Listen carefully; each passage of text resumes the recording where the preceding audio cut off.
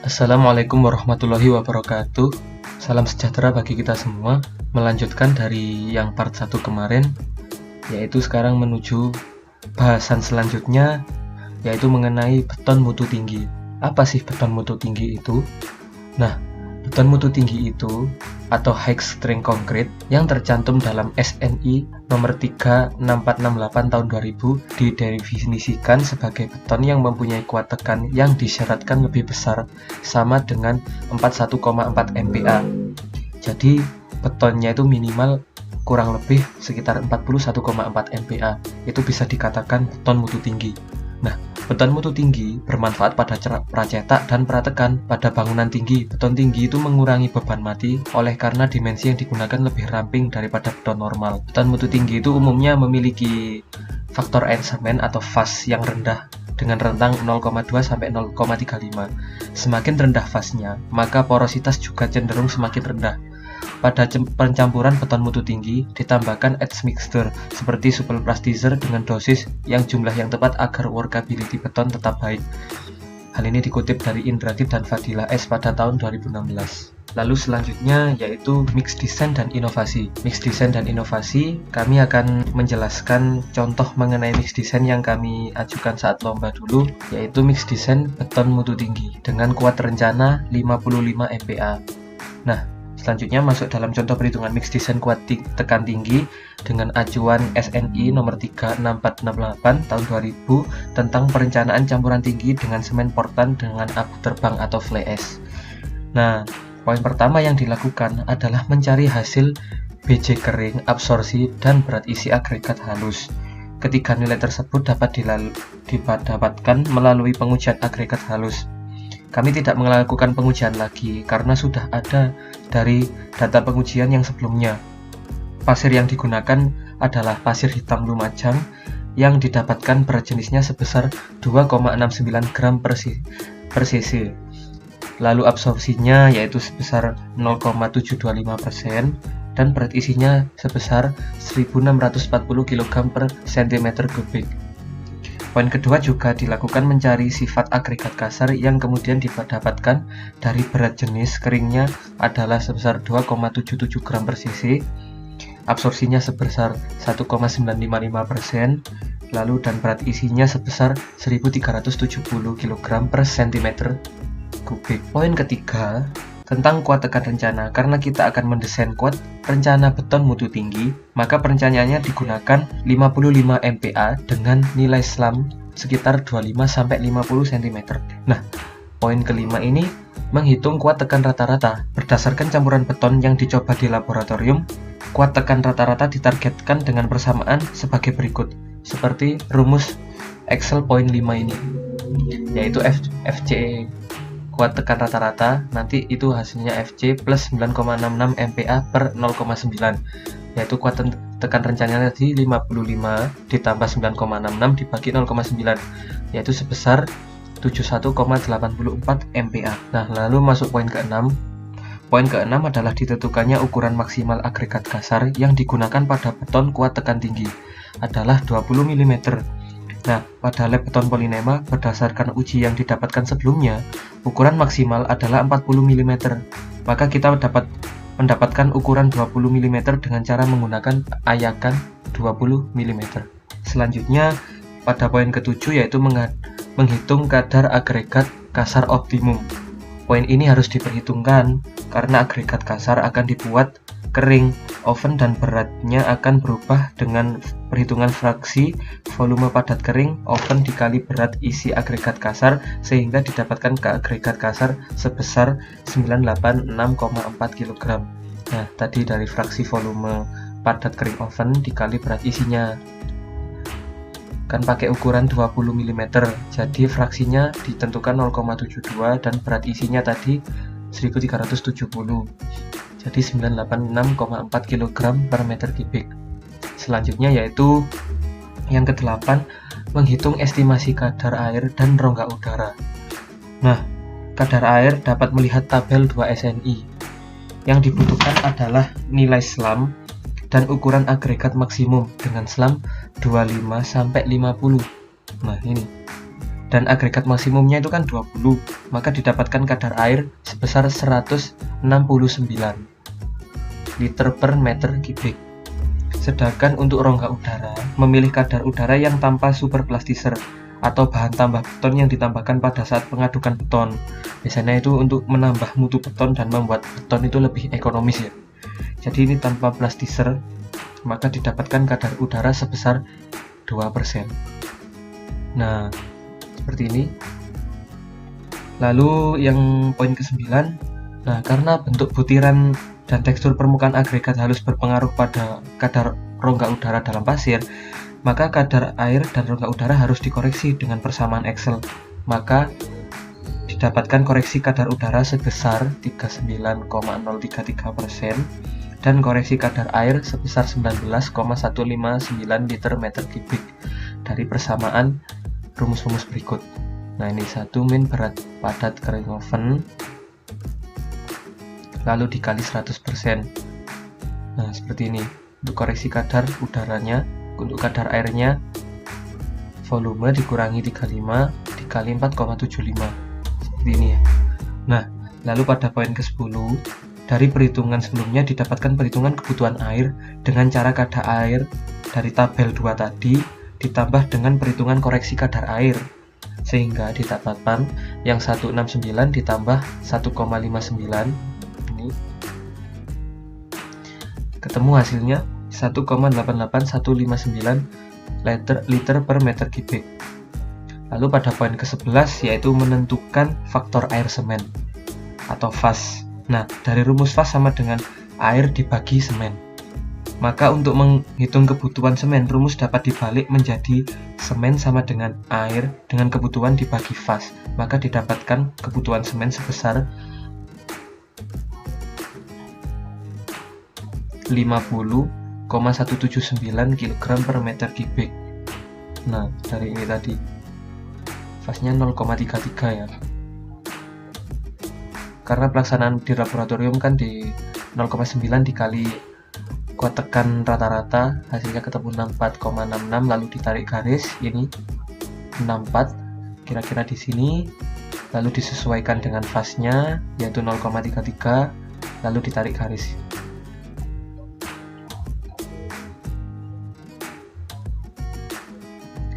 Nah, selanjutnya pada poin ke-13.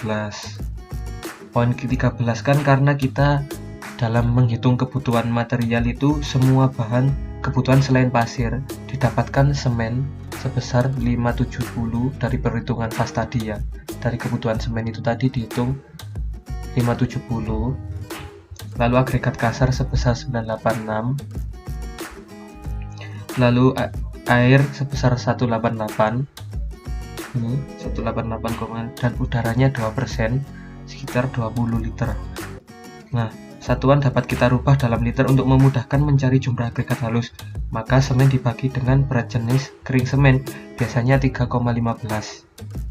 Agregat kasar dibagi dengan berat jenis keringnya sebesar 2,77, lalu jumlah air tetap dalam liter.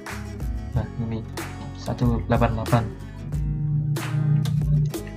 Kadar udaranya kan dari 1 meter kubik beton itu atau 1000 liter beton, maka didapatkan semen sebesar 181,009 liter, agregat kasar 356,101 liter, airnya 188,159 liter, dan udaranya 20 liter, sehingga total yang didapatkan 745,2691 liter.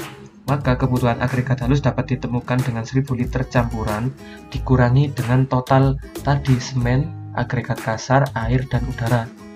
Nah, untuk mencari agregat halusnya, kan 1 meter kubik beton itu sama dengan 1000 liter, maka 1000 liter ini dikurangi dengan total yang ada ini tadi 745,269, sehingga ketemu 25,4731 liter. Kita konversikan kembali dalam kilogram dengan cara 254,731 dikalikan dengan berat jenis agregat halus dan didapatkan berat agregat halus yang dibutuhkan yaitu sebesar 685,226. 2,69 ini dapat dari mana?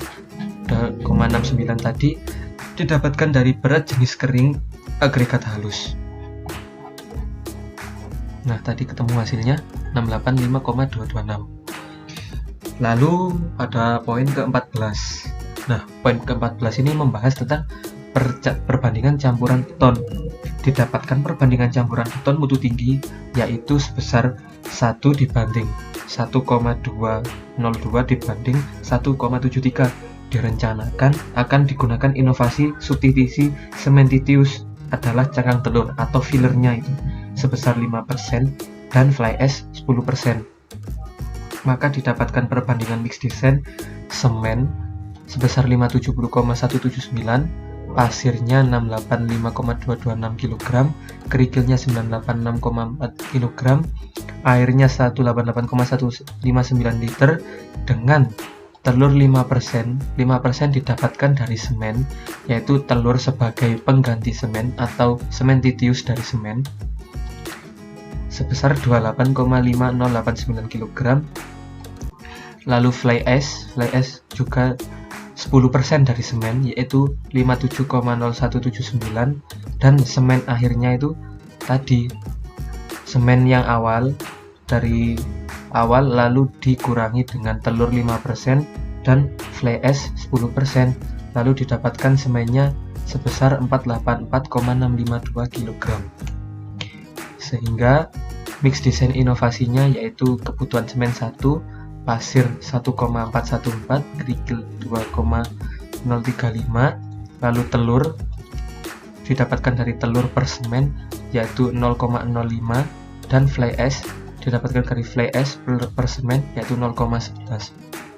Ini untuk pembuatan 1 meter kubik beton. Nah, selanjutnya poin ke-15, untuk menghitung volume cetakan, menghitung kebutuhan dalam banyaknya yang cetakan yang kita miliki, yaitu menggunakan cetakan silinder dengan diameter 10 cm dan tinggi 20 cm, sehingga didapatkan yaitu volumenya sebesar 9424,78 dari perhitungan volume 1 tabung tadi. Volume tabung untuk 1 tabung ukuran 10 diameter 10 dengan tinggi 20, kan tabungnya nanti benda ujinya itu ada 6, jadi nanti dikali 6 kurang lebih seperti ini. Nah, ini dikonversikan ke meter kubik. Nah, dari meter kubik ini kan 6 benda uji. Nah, dari 6 benda uji tadi dikalikan dengan berat untuk 1 meter kubik beton. 1 meter kubik beton adalah sama dengan 2400 kg per meter kubik. Jadi volume cetakan yang dibutuhkan ke beratnya itu dikonversikan dari volume 6 tabung tadi menjadi 22,619 kg. Selanjutnya yaitu yang poin ke-16, menghitung kebutuhan untuk 6 cetakan silinder. Semua bahan kemudian dibandingkan dan dikali dengan 6 volume tabung sehingga didapatkan banyak bahan untuk 6 cetakan silinder. Cementitious sama dengan 4,89 kg, cangkang telurnya itu 0,288. Lalu fly ash tipe C nya kami mengambil tipe C 0,575. Seperti ini kan, semen ditambah pasir ditambah kerikil dari mix design yang konvensional. Nah, ini kan 1 dibanding ini dikali dengan berat volume cetakan itu tadi. Selanjutnya pada perhitungan RAB untuk menghitung kebutuhan 1 meter kubik beton. Nah, tadi kita mencari berat jenis dari pasir kan 2,69, lalu kerikil 2,77. Nah, itu dikali 1000, hasilnya ketemu seperti ini. Lalu untuk harga pasir per kolnya itu atau per 1 meter kubik itu harganya 382, kerikil 363, lalu semen 51.000 per sak atau 40 kilo. Untuk telur kan kita sebagai inovasi, jadi cangkang telur tidak dipungut biaya apapun. Lalu untuk beratnya itu yang pasir tadi dikalikan dengan 1 meter kubik dikalikan 269, jadi 269 kilo.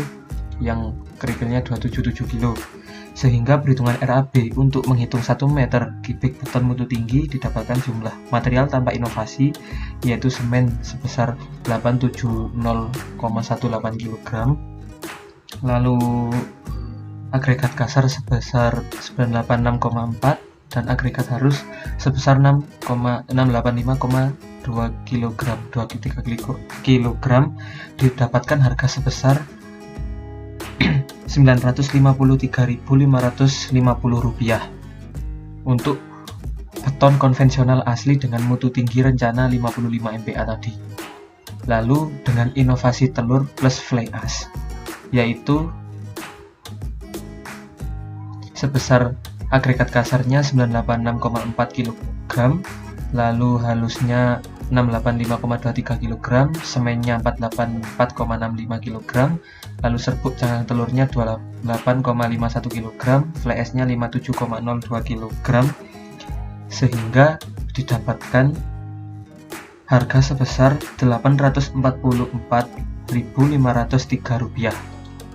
Nah, penghematan biayanya dihitung dari 100% tadi, dihitung 844 per 953 inovasi per beton konvensional dikali 100%. Nah, 100% dikurangi 0,88 dikali 100%, yaitu 88%. Nah, 100% dikurangi 88%, sehingga didapatkan penghematan biaya sebesar 11,4358657,77%. Kurang lebih dengan adanya inovasi telur plus fly ash ini didapatkan penghematan biaya sebesar 11,43%. Selanjutnya kita membahas mengenai jurnal dari contoh tim kami, yaitu Rakai Pikatan yang mengikuti lomba GCC di Universitas Negeri Malang dulu. Untuk contoh formatannya itu panitia memberikan acuan di dalam TOR. Nah, menuju dalam TOR yaitu kurang lebih seperti ini panduan penulisan proposalnya, yang sudah dijelaskan menggunakan bahasa Indonesia dengan baku. Lalu huruf yang digunakan penulisan proposal menggunakan Times New Roman, margin-nya, terus lalu berisinya proposal itu ada abstrak, inovasi, metode pembuatan, lalu proporsi campuran, komparasi biaya produksi inovasi, proyeksi dan pengaplikasian, kesimpulan, lalu referensi yang diambil. Terus selanjutnya menjelaskan mengenai jurnal Rakai Pikatan. Nah, ini salah satu contoh jurnal atau proposal yang kami ajukan untuk lomba GCC di Universitas Negeri Malang. Tim kami Rakai Pikatan yang terdiri dari saya, Aldi Sarena Putra, lalu ada Mbak Estu Pangabekti Fahmi, lalu ada Mbak Yuda Nureksa. Yang pertama tadi dimulai dari abstrak, yaitu menjelaskan mengenai latar belakang masalah. Nah, latar belakang masalahnya itu kan seperti ini. Salah satu bangunan yang mengalami perkembangan pesat adalah beton. Nah, kan lombanya itu mengusung tentang beton. Dan menjelaskan bahan bentuk utama beton adalah seperti berikut. Lalu menjelaskan juga mengenai tujuan masalah dan urgensi inovasi beton. Mengapa urgensi inovasi beton? Lah, karena ini semen merupakan material penting dalam pembuatan beton karena merupakan zat pengikat agregat kasar dan agregat halus. Namun dalam proses pembuatan konstituen utama semen, yaitu clinker, prosesnya itu mengeluarkan CO2 yang besar untuk pembuatan semen. Oleh karena itu, limbah telur dan fly ash itu sebagai substitusi untuk mengurangi pemakaian semen yang diharapkan dapat mengurangi CO2 itu dari tadi itu CO2 yang dihasilkan. Sehingga ini salah satu upaya untuk membuat beton ramah lingkungan. Lalu tujuan masalahnya maksudnya itu dari penelitian ini mengetahui dampak penggunaan fly ash dan serbuk cangkang telur terhadap pengujian kuat tekan beton, sehingga pengujiannya itu didapatkan campuran yang hampir menyamai kuat tekan beton mutu tinggi dengan menggunakan semen pada umumnya. Lalu manfaat inovasi betonnya itu sebagai salah satu terobosan yang dapat menghasilkan beton ramah lingkungan yang dapat mengurangi kadar CO2 dari hasil pembuatan semen tanpa mengurangi nilai mutu beton tadi itu sendiri. Lalu selanjutnya inovasi material beton mutu tinggi. Nah, beton mutu tinggi yang sudah dijelaskan dalam SNI itu tadi yang berkuat tekan 1,4 MPa. Lalu ada pengertian masalah mengenai beton-beton mutu tinggi yang kami ambil dari beberapa jurnal dan buku. Ada salah satunya buku dari Cokro Dimulyo tahun 2007 yang menyatakan beton bahwa campuran yang terdiri dari agregat kasar dan agregat halus yang dicampur dengan air dan semen sebagai pengikat dan pengisi antara agregat, serta kadang-kadang ditambahkan bahan berupa zat aditif. Lalu menjelaskan mengenai semen Portland. Nah, pada tahun 2016 mulai mengenai masalah produksi semen menghasilkan 2,2 miliar ton CO2 atau setara 8% dari total global. Dan itu termasuk banyak atau urgent lah ya kalau dibiarkan terus-menerus. Nah, dengan demikian dilakukan usaha untuk mengurangi CO2 dengan menggunakan limbah cangkang telur, salah satu inovasi kami yang diolah sebagai bubuk sebagai substitusi semen. Cangkang telurnya itu berpotensi menjadi substitusi penggunaan semen dalam beton karena rata-rata cangkang telur sendiri itu mengandung 3% fosfor dan 3% magnesium, natrium, kalium, seng, mangan, besi, dan tembaga. Nah, cangkang telur itu tersusun oleh bahan anorganik 95%, proteinnya 3,3, airnya 1,6, dan komposisi kulitnya itu yang terdiri dari ini tadi yang sudah dijelaskan, ini sudah dipaparkan ya. Kurang lebih seperti ini. Untuk kandungan cangkang telurnya itu seperti ini juga, CaO 60-67%, SiO2 dan seterusnya. Dan dari hasil-hasil tadi, penambahan cangkang telur ayam sebagai substitusi semen dengan variasi persentase 1% sampai 2,5 atau 5% itu kurang efektif untuk dijadikan campuran dalam beton, karena dari hasil pengujian beton itu terjadi penurunan gitu loh dari kuat beton yang direncanakan. Untuk mengatasi hal itu, inovasi penambahan fly ash juga menjadi solusi untuk meningkatkan kuat tekan beton yang hilang karena penambahan pupuk cangkang telur. Karena kan tadi cangkang telur itu ternyata malah menurunkan mutu beton sendiri, maka ditambahkan fly ash sebagai solusinya. Nah, seperti itu. Karena fly ash sendiri sudah teruji, fly ash itu adalah mempunyai butiran yang cukup halus, yaitu lolos ayakan 325 dan berwarna abu-abu atau kehitaman. Fly ash itu didapatkan dari sisa-sisa pembakaran ya, dengan kandungan kapur, silika, aluminium, besi, magnesia yang banyak sekali. Nah, fly ash yang kami gunakan adalah fly ash tipe F, adalah fly ash dengan kadar lebih dari 70%, dan yang digunakan ini fly ash tipe C dan fly ash tipe F. Sehingga diharapkan ini tadi reaksi kuat tekan yang dihasilkan dengan dilakukannya substitusikan fly ash dengan kadar 10% dan serbuk cangkang telur dengan kadar 5%, itu diharapkan dapat menyamai mutu beton yang direncanakan, sehingga dampaknya itu inovasi kami itu kurang lebih bisa berdampak untuk mengurangi kadar CO2 dari pembuatan semen dan sebagai usaha mengurangi limbah cangkang telur serta fly ash yang belum sepenuhnya dimanfaatkan dengan baik. Lalu selanjutnya, metode pembuatan beton mutu tinggi. Nah, metode pelaksanaan penelitiannya itu ada flowchartnya ya, mulai dari studi pustaka yang diambil, persiapan alat, material dan bahan, pengujian material, lalu pembuatan benda uji, perawatan benda uji, analisis, kesimpulan, dan akhir selesai. Metodenya menggunakan metode eksperimen di Laboratorium Struktur Program Studi Teknik Sipil Kampus Politeknik Negeri Malang. Material yang kami pakai yang dipilih menggunakan pasir Lumajang yang umum digunakan di Kota Malang, penggunaan agregat kasar yang telah tersedia di Laboratorium Kampus Politeknik Negeri Malang, dan cangkang telur sebagai substitusi semen. Kami menggunakan limbah aktivitas domestik di sekitar perumahan Kota Malang, serta penggunaan fly ash sebagai substitusi semen didapat dari toko material di sekitar Kota Malang. Dalam penelitian ini penggunaan agregat tidak berubah. Nah, kurang lebih seperti ini ya diagramnya, yaitu persiapan material, yaitu apa saja, ada pasir, kerikil, limbah cangkang telur, fly ash. Nah, pasir dan kerikil ini melalui proses pengayakan material dan uji karakteristik. Begitupun juga limbah cangkang telur, yaitu yang pertama di oven untuk dikeringkan dulu cangkang telurnya, lalu dipelebur, masuk proses peleburan atau penghancuran sehingga menjadi bubuk-bubuk halus dan diayak. Begitu juga fly ash juga diayak juga. Lalu selanjutnya metode pengujian material. Nah, metode pengujian material yang digunakan mengacu pada SNI nomor 3 1970 tahun 1990 tentang metode pengujian berat jenis dan penyerapan air agregat halus, dan SNI 03 1969 tahun 1990 tentang pengujian berat jenis dan penyerapan air agregat kasar.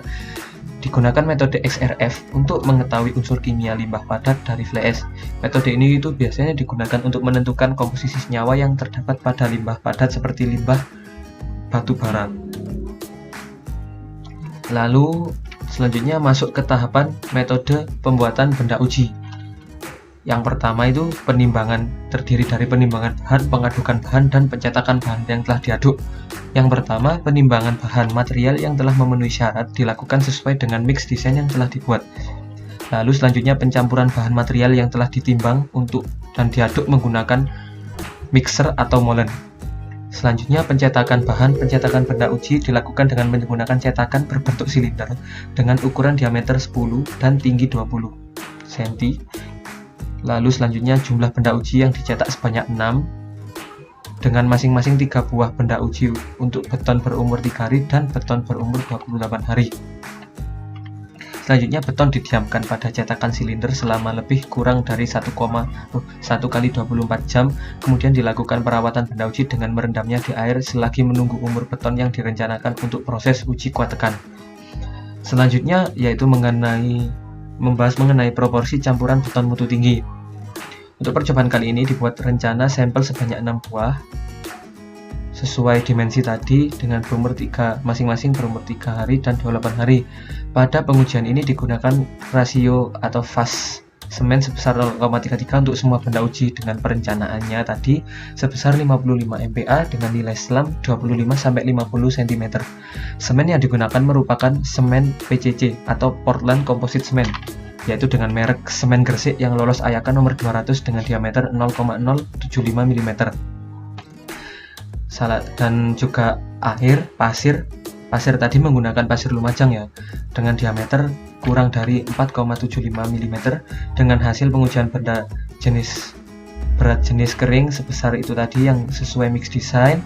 Lalu kerikil yang digunakan yaitu batu pecah dari Malang dengan diameter kurang dari 20 mm dengan berat jenis kering sesuai mix design, absorpsinya sesuai mix design, dan berat isinya sesuai mix design tadi.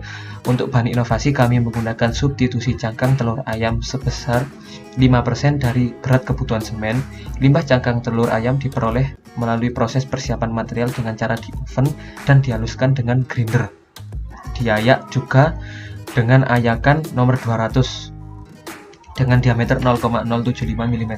Sedangkan untuk substitusi fly ash banyak 10% dari berat kebutuhan semen akan langsung disubstitusikan pada campuran dengan komposisi masing-masing bahan penyusunnya adalah sebagai berikut ini. Komposisi inovasi beton mutu tinggi dengan fly ash dan cangkang telur untuk 1 meter kubiknya yaitu sebesar semen 427,6 kg per meter kubik, agregat kasarnya 986,4 kg meter kubik, agregat halusnya 685,2 kg meter kubik, lalu fly ash-nya 57,6 kg per meter kubik, serta serbuk cangkang telur 85,5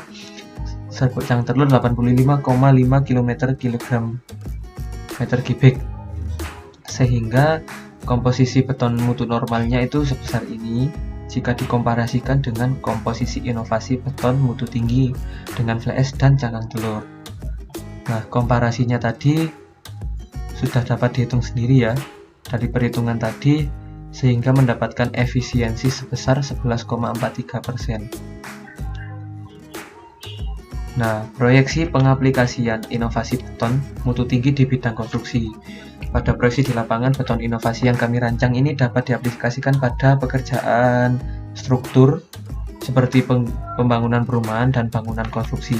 Inovasi ini diharapkan dapat dikembangkan dalam dunia industri beton dengan pengolahan kembali limbah yang mengandung tinggi kalsium dan kapur seperti cangkang telur, cangkang kepiting, dan limbah sejenisnya, serta substitusi kandungan silika yang tinggi seperti fly ash sebagai bahan substitusi semen.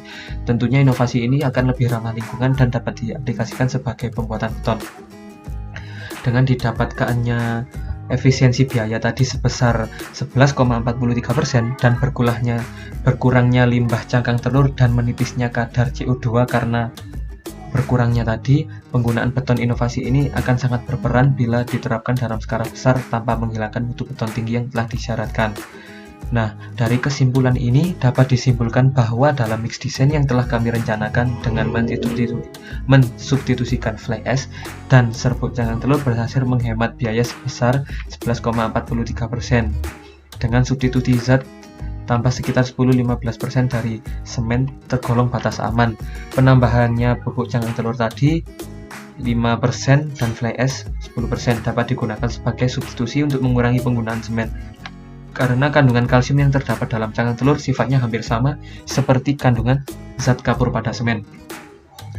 Penggunaan tipe fly ash tipe C dan cangkang telur apabila penambahannya kurang dari 15% dari berat akan membuat kuat tekan menurun.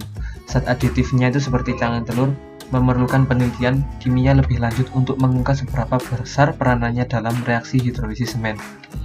Terakhir, referensi yang kami dapatkan yaitu AJI ini, ASTM, lalu buku dari Abdul Aziz yaitu pengaruh ini, lalu BSN SNI 2000 dan sebagainya. Sekian dari penjelasan kami mengenai pengantar lomba beton yang kami pernah ikuti dari lomba GCC atau Green Concrete Competition yang diadakan oleh Universitas Negeri Malang. Ini hanya sekedar sharing-sharing saja ya. Jika ada kurang lebihnya mohon maaf. Jika ada pertanyaan atau hal yang kurang bisa dipahamin bisa ditanyakan di kolom komentar. Sekian, ada kurang lebihnya mohon maaf. Sekali lagi terima kasih, semoga ilmu yang disampaikan dapat bermanfaat. Wassalamualaikum warahmatullahi wabarakatuh.